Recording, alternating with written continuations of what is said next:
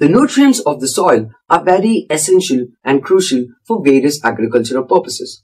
To enhance the quality and value of these nutrients, we add manures and fertilizers to it. But chemical fertilizers not only degrade the quality of the soil but also create various problems. So what if we can create our own manure? Well, there is a very impactful and natural method known as vermicompost or worm composting, which is a natural method of creating organic manure with organic waste. It is a very simple activity that can be done by anyone and requires a very little amount of space.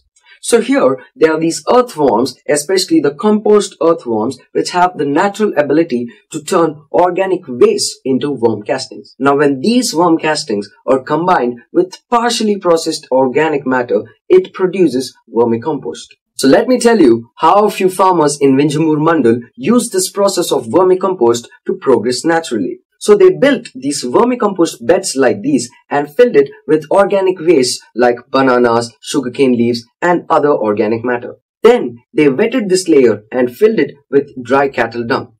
And this whole thing was protected from direct sunlight and rain. And 2 weeks later, they added 1,000 earthworms per square meter over this layer and then covered it with gunny bags so that moisture is maintained.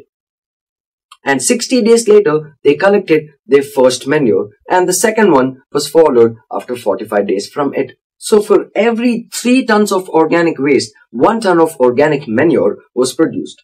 And this process of vermicompost not only decreases the amount of investment that we put in fertilizers and chemical manures, it also increases the quality of agricultural processes.